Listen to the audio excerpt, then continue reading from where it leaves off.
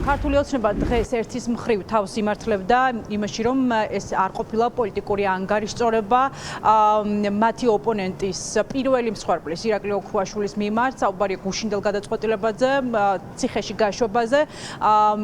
დღეს რეჟიმის წარმომადგენლები აპელირებდნენ იმაზე, რომ ეს იყო სამართლებრივი გადაწყვეტილება და სამართალთან იყო კავშირში მტკიცებულებებით გაჯერებული. მეორეს მხრივ კი რეჟიმის წარმომადგენელი დღეს იმუქრებოდა, მორიგ დაკავებებზე საუბრობდა და აპელირებდა იმაზე, რომ უამრავი საქმე დევს წულუკიანის კომისიის მაგიდაზე ფაქტებით და მტკიცებულებებით გამყარებული და გიაულოვსკიმ არ გამორიცხა, რომ ოქრუაშვილის ბედის გაზიარებაელით პოლიტიკურ მათი ქართული ოცნების პოლიტიკურ იმ ოპონენტებსაც, რომლებიც არაპირებენ გირაოს გადახდას. ეს იყო ერთგვარი მუქარა, რომელიც ასე აღიქვეს ყოველ შემთხვევაში ოპოზიციონერმა პოლიტიკოსებმა, ოპოზიციის იმ წარმომადგენლებმა, რომელთა მიმართაც არსებობს სისხლის სამართლებრივი დევნა, რეჟიმი მათ ასამართლებს წულუკიანის კომისიაზე არ გამოცხადების გამო.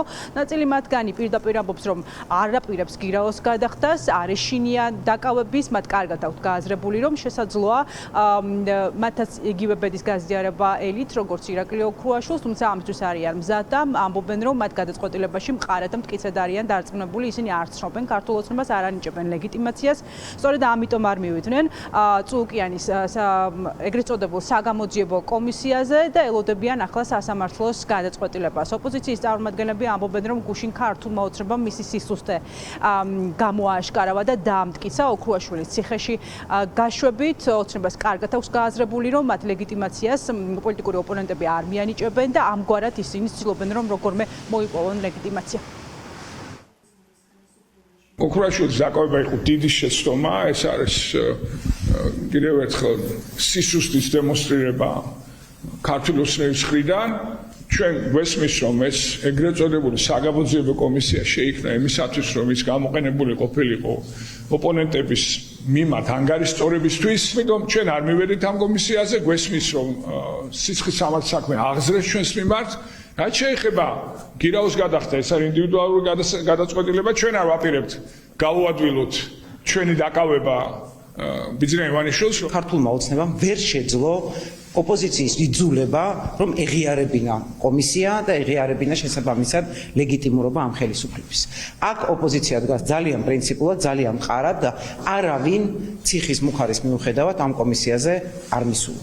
შესაბამისად, ეს არის ძალიან მნიშვნელოვანი, ძალიან სამწუხაროა, რომ ამას ეწირება ადამიანის ოჯახის ნერვიულობა, ადამიანის ჯანმრთელობა, თავისუფლება, მაგრამ ეს არის ბრძოლის ერთ-ერთი დემონსტრირება. რეალური ფაქტი დევს ამ კომისიის სამუშაო დღის წესრიგში, რეალური ფაქტი, რომ რასაკვირველია ამას ვერანაირად ვერ დაარქმევ ზემოქმედებას რაიმე პარტიულ ბერკეტზე. ერთი ფაქტის კი ნებისმიერ დემოკრატიულ საზოგადოებაში საკმარისი იქნებოდა იმისათვის, რათა კონკრეტული პირები და სუბიექტები არათუ სამუდამოდ ჩამოშორებულიყვნენ პოლიტიკას, არამედ პირდაპირ პასუხი ეგოთ სისხლის სამართლის კოდექსის მიხედვით.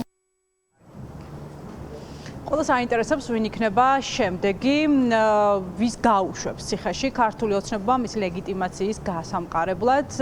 ნიკა მელია, ნიკა გვარამია, გიორგი ვაშაძე, ზურაბ გირჩი ჯაფარის და პარტია რელოს ლიდერები ელოდებიან სასამართლო პროცესებს მათ საქმეებზე. ყველა მათგანს რეჟიმი წულუკიანის საგამოძიებო კომისიაზე არ გამოცხადებისთვის სჯის და ედავება სწორედ შესაბამისი მუხლებით. ნაწილი ოპოზიციის წარმომადგენლების ამბობენ, რომ არ გადაიხდიან გირაოს თანხას და მზად არიან ამისთვის მოიხადონ სახდელი შაჟდნენ ციხეში და კიდევ ერთხელ დაუდასტურონ ქართულ ოცნებას, რომ არც მას აღიარებს, არც ცნობს მას ლეგიტიმურად და არც მის მიერ შექმნილ საგამოძიებო კომისიას.